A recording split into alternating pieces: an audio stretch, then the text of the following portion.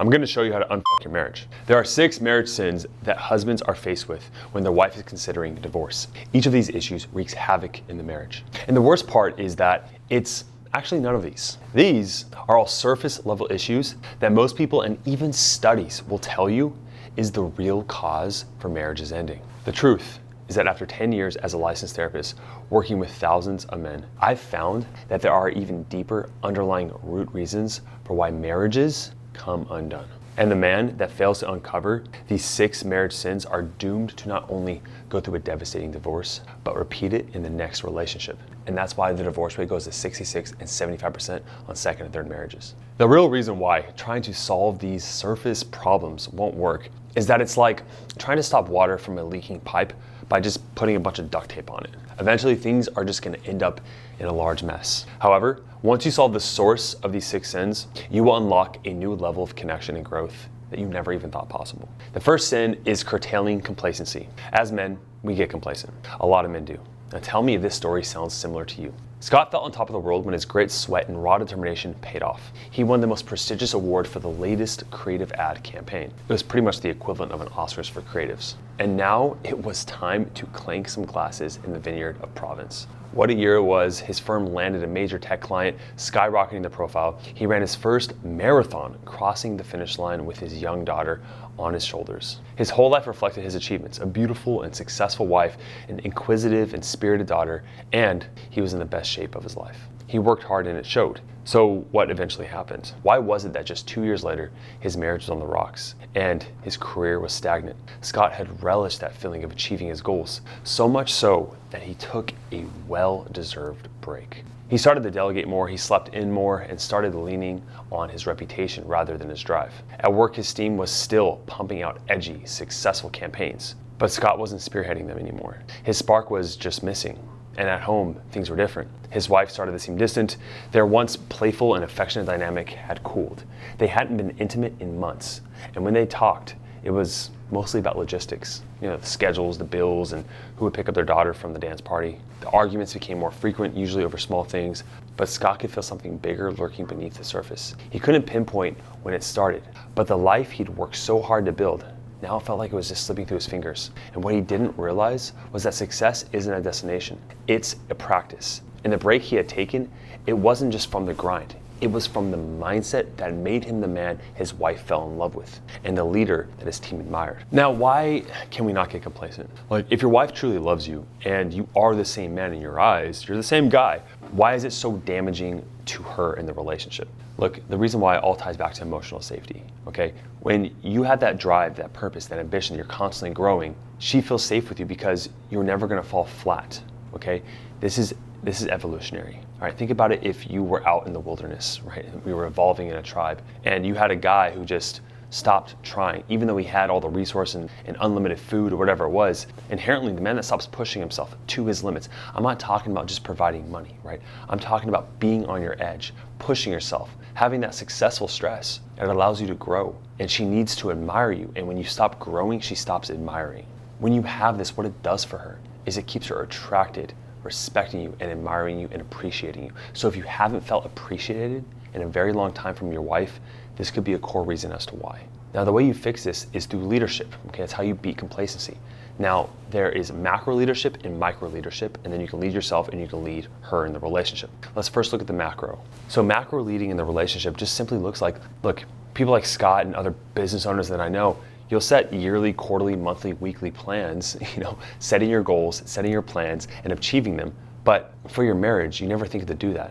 Why would you set joint goals together? It just doesn't make sense. What are you trying to achieve? The thing is that you should be going somewhere. Like, you are the captain of the ship. And if you have no idea where the destination is, you're not steering the ship, she can't rely on you. And then also on the macro level, leading yourself. There's something called the self-audit. Essentially, I want you to answer this question, okay? Who is the man you aspire to be? And have your daily actions this past month, past year, aligned with becoming that man? I want you to think deeply about this. Don't randomly say, oh yeah, maybe, I don't know. Like, put some thought into this and actually see if there's congruency between the man you want to be and the man that you are. And I'm telling you, once you see the incongruencies, you'll see exactly why your wife has been upset. Now, leadership on the micro level with your wife I mean, it comes down to the simple things, right? It comes to planning dates, making dinner, finishing house projects, planning a vacation, taking care of the finances. These are all little things that if your wife is just good at it, like a lot of the guys I talk to, their wives are just, she just has always done the finances, Josh. It's just what she's good at. And she says she wants to do it. She doesn't want to do it, okay? Trust me. If she could trust you to do this and you actually took charge and took leadership, she would actually allow that to happen. And then where are you leading yourself? Look, another question you should ask yourself is, when's the last time, this may seem cheesy, but you looked in the mirror, you looked in your eyes for a while, you're quiet, and then you're like, how are we doing? How am I doing? Like, how am I holding up? How has life been? Look where we're at in our life. Is this where we want to be? And then look at your daily actions and how you can lead more effectively towards your goals. Now, the biggest thing this will do is it'll cause her to really feel more attracted to you and open up to you. But even more so than that, you stop making her the primary focus of your life and your happiness. When you start setting goals within yourself, things to achieve in life, then you don't need her as much. And the majority of the men we work with, they become so dependent on their wife for their own happiness. So set these goals, lead yourself, and see how much she just falls into your frame. All right, the second point is the emotional dress is perfect. Now let's play a little game. Your wife comes to you one day wearing a dress that you hate. I mean, this thing is ugly, the most horrific dress you've seen. And then she says to you, oh my gosh, honey, I love this dress. Do you like it? Now here are your answers. You either A, say, oh no, that's beautiful. Lie to her. B, say that is hideous, take it off. So you tell her the truth. C, you just completely say nothing. Or you say D, you know, I see that on you, yeah. But you know which dress I like best? That blue one. So go change in front of me so I can, take in the whole process. See how this last one, you're not really telling the truth, but you're also still meeting her emotional needs. Now, some guys are thinking, no, that's BS. I should just tell her the truth. I get where you're coming from, but just hear me out. When it comes to attachments in romantic relationships, you have to start operating through the emotional lens first and reassurance, then logic and facts, okay? So how does this show up? Let's start with in conversation and conflict with her. Now this shows up there by trying to solve her problems instead of reflecting her emotions back to her. So instead of saying, but I don't always do that thing, just last week I did the opposite of that thing, instead validate her emotions first, understand where she's coming from. In a situation where she's upset with you and complaining, you think back to all the great things that you've done over the past years, maybe even the past week, all the chores, whatever it is. You just did this, you just bought her flowers the other day, so why should she be upset with you? Instead of thinking that, think to yourself, when she gets mad at something small you did or didn't do in the day, but you spent the whole day taking care of the kids or whatever it was, I want you to realize that in the moment, she doesn't neglect all those things, but she feels her emotions in the moment. So again, the answer is to validate how she feels, to make her feel understood, and then you can talk all the logic that you want. Your only goal when she's upset and in an emotional need is to understand how she feels and reassure her. Stop using logic to change her mind. You know deep down, as much as you think that if she just understood the reason why, the intention, the logic, she'll understand and that will bring her emotions down. No, you must respond with reassurance. As a final example to really hammer this point home, let's say you have your child, right? Most of you have kids, and your kid comes to you for the first time and they learn about death from whoever, right? And your child says, Dad, am I gonna die? Now, you can go with the truthful answer and say, yeah, you're gonna die one day. You can lie and say, no, you're never gonna die. Or you can say something along the lines with reassurance saying, sweetheart, you are going to live a very long time. You see how you are still being truthful and reassuring, okay?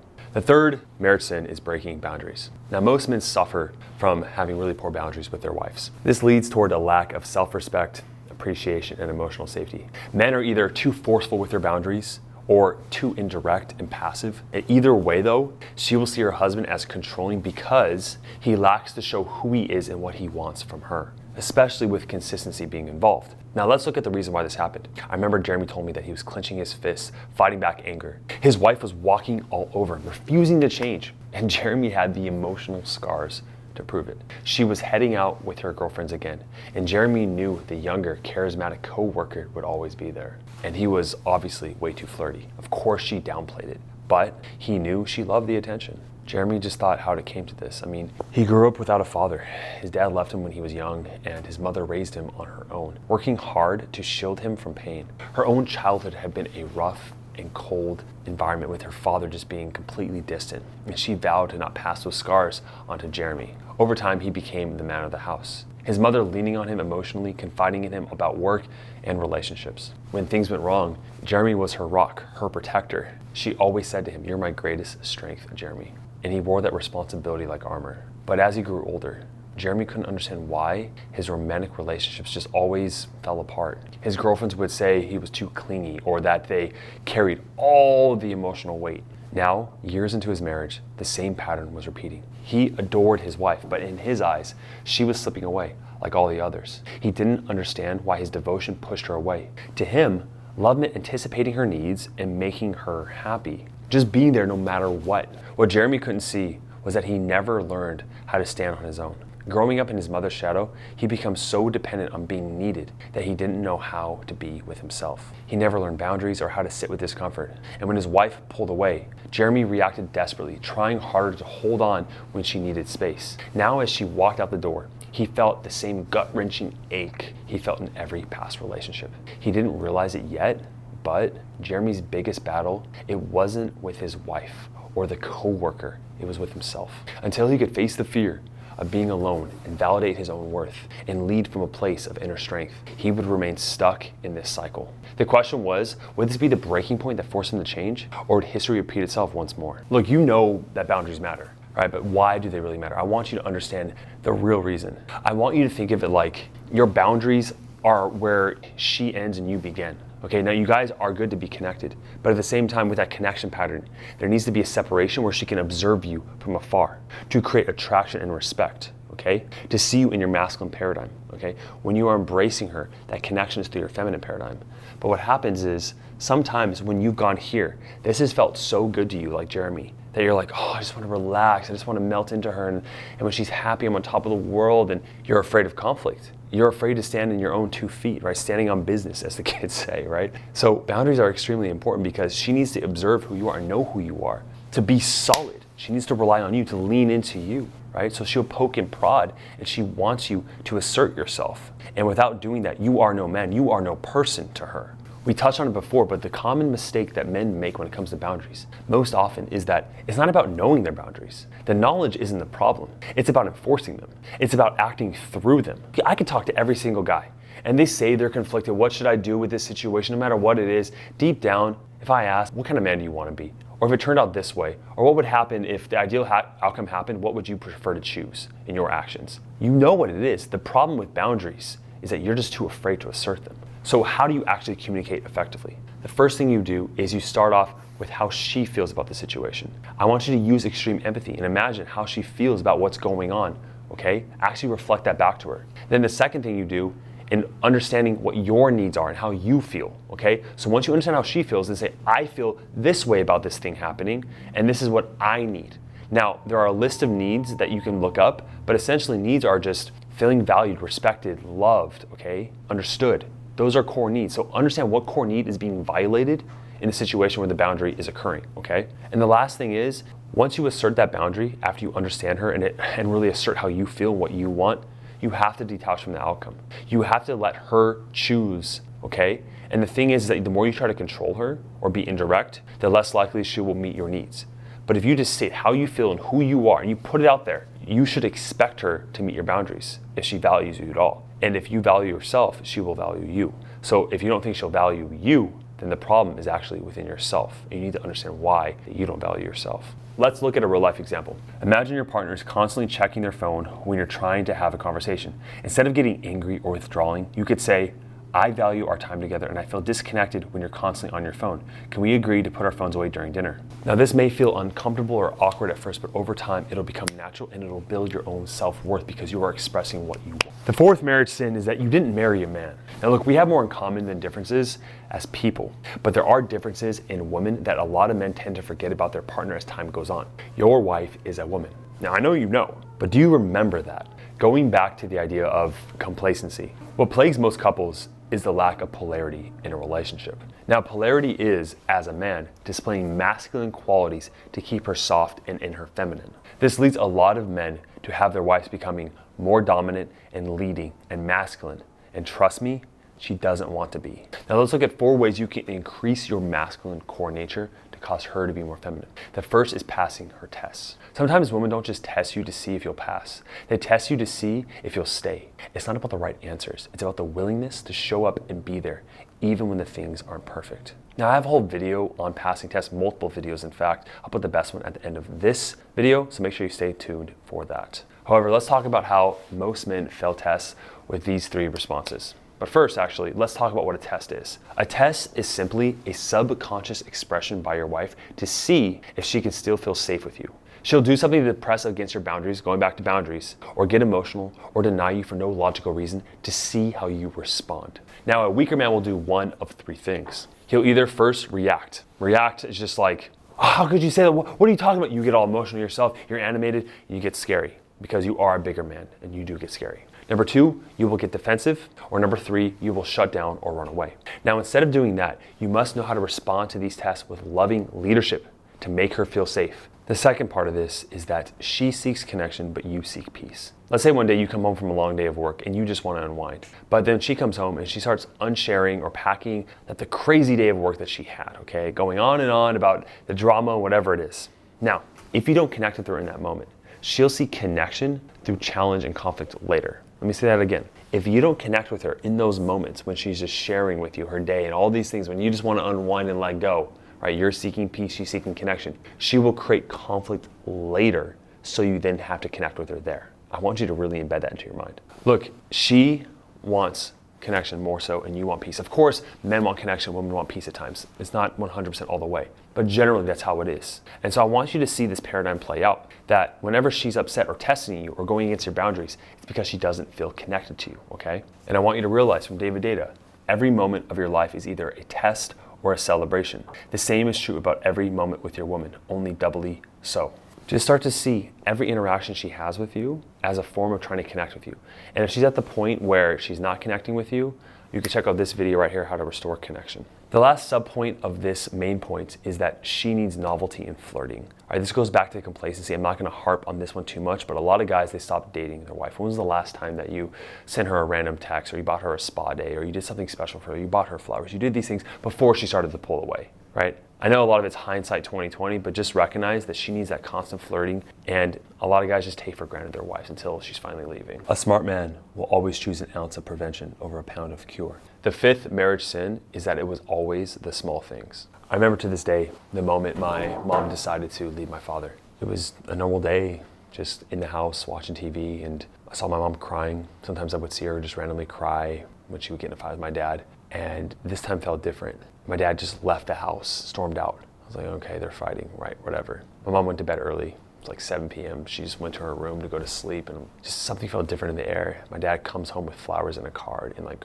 goes upstairs, puts them next to the nightstand, and just leaves and closes the door. He forgot to get her a Valentine's Day card. And that was the last straw that broke my parents' marriage. On the surface, you're thinking, so your dad forgets to get your mom a Valentine's Day card, and she ends 27, 28 years of marriage. It wasn't about that. So often you'll see so many guys, it was the smallest of things that really caused their wife to finally say enough is enough. So many little things, and there's a deeper reason as to why, and you must understand this. The reason why to a woman these little things matter so much is because how you do anything is how you do everything. She can tell where all your inconsistencies are, the parts of you that you need to improve. And those little moments, like getting a freaking card on Valentine's Day, what it speaks to is how my father views the relationship, views my mom, okay? Whether he's consciously aware of it or not, she knows intuitively that it speaks to how much he cares, okay? And this goes for so many different things. And these little things that she's getting upset at, they speak to a larger part of your character and who you are as a man. She knows your weaknesses better than anybody. She knows where you'll falter, and she knows where you have to improve. You need to get out of the mindset that these large gestures and massive things you've done, like, we've got her the dream house, or all these things, are the most important. The most important is how you protect her heart, how you treat her every single day, how fast you respond to her, how much you actually pay attention to her when she's telling a story about her day. These matter so much more to a woman. The last marriage sin is choosing me over we. I grew up religious, as some of you may know, but I'm not deeply religious, but there's a really good quote in the Bible I want to read when it comes to this. It's from Ephesians 5:31. Therefore a man shall leave his father and mother and hold fast to his wife, and the two shall become one flesh. Most often when you get in conversations with her and arguments and all these different domains, you are focused on yourself. So is she, right? Both of you rightly so in a way, because you have needs that aren't being met anymore. So you got to find a way to meet those needs. But when you can put the paradigm or the glasses on in conversation with her when you're separate,